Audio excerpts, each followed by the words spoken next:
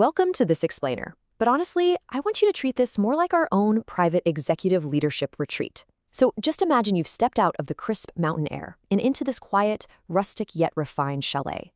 Picture yourself walking into a massive library, sinking right into a plush leather chair, completely surrounded by floor-to-ceiling bookshelves. You've got a steaming cup of coffee right next to you, and the warm crackle of a stone fireplace is filling the room. It is literally the perfect space for learning. For our session today, I'm going to be your coach, and we are diving deep into Danielle Abody's work from Insight for Alignment. Specifically, we're unpacking her SPACE framework for boundary stewardship. So let that quiet mountain atmosphere actually settle in for a second. Just take a breath, listen to that imaginary fire crackle. To kick us off, I have a very direct, grounded check-in question for you. What energy are you responsible for protecting right now? I mean, are you coming into this session feeling completely depleted? Are you maybe a little overextended right now in your professional or personal life? Whatever it is, just hold on to that exact state of mind as we get into this. Now, to tackle that question, we actually need a massive paradigm shift.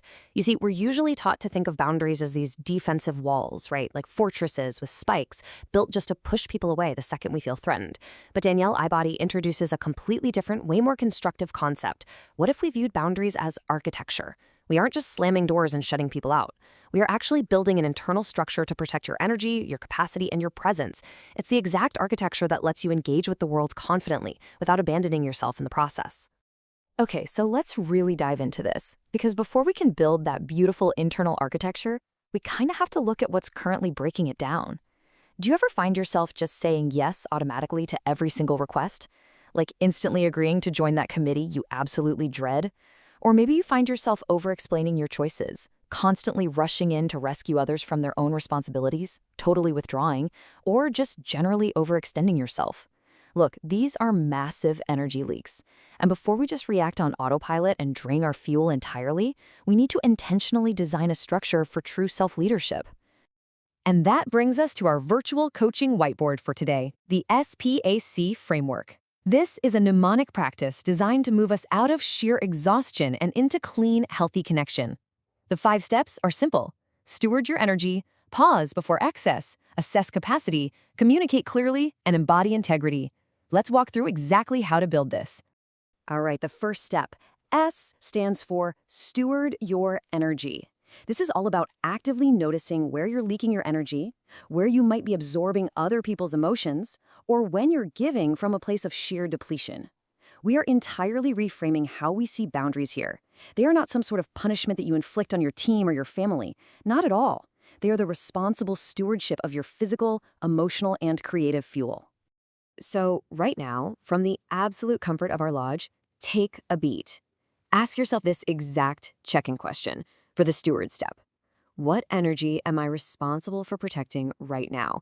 You really have to treat your energy like the highly valuable resource it actually is. Because honestly, if you don't step up to manage it, no one else is going to do it for you.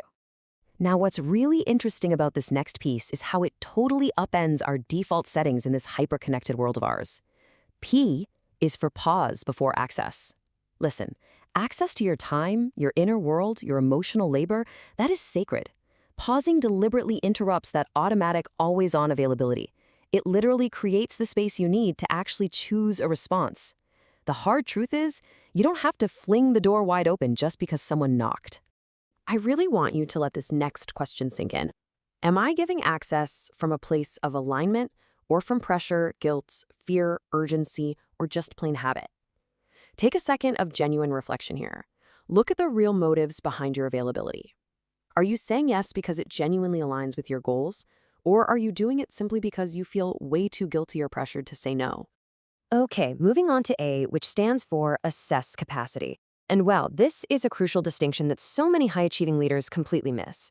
This step is all about untangling your physical and emotional ability to do something from your actual sustainable bandwidth. Think about it for a second. Just because you have the strength or the raw skill to take on one more project doesn't actually mean you have the bandwidth for it right now. Assessing your capacity protects you from confusing your sheer strength with overextension. So, sitting right here in the safety of this quiet mountain retreat, totally insulated from all the pinging emails and daily demands, ask yourself honestly, do I actually have the capacity for this right now? Taking a hard, wildly accurate measurement of your current emotional and physical capacity is the absolute bedrock of sustainable leadership. Here's the thing though, even if you know your capacity perfectly, it means absolutely zero if you just keep it to yourself. That's where C comes in. Communicate clearly. Unspoken needs and assumed expectations are pretty much the root of all boundary issues. You literally have to take that invisible internal limit and turn it into a shared understanding. When we actually do this, we prevent all that toxic resentment from just quietly brewing in the silence. Think about a current frustration you're dealing with right now, whether it's at work or at home. Got it?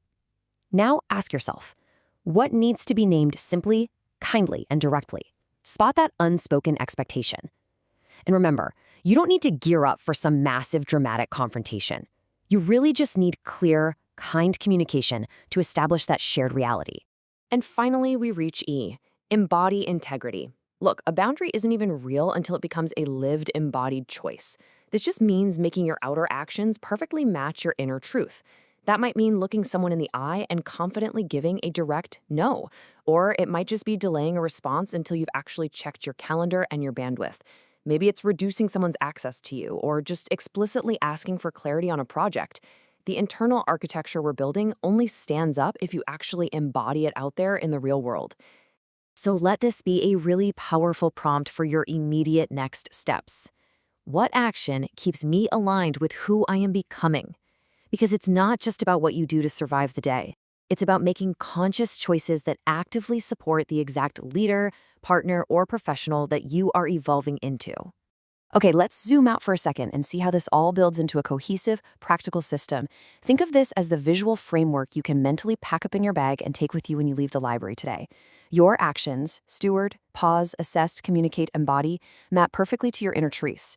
You are protecting your fuel, discerning who gets access, checking your actual bandwidth, naming your needs, and then matching your everyday actions right back to that truth. And honestly, this brilliantly illustrates Insight for Alignment's ultimate promise. Boundaries do not mean the end of connection. They create the necessary architecture to make honest, healthy connection possible. It's a total game changer. When you do the hard work to build this framework, you aren't shutting the world out. You are literally paving the way for clean, genuine, and highly functioning relationships. Well, as our retreat time comes to a close, go ahead and finish that last sip of coffee, look around this quiet chalet library one last time, and ask yourself the big question. Are you ready to build your internal architecture? The tools are literally right here in front of you.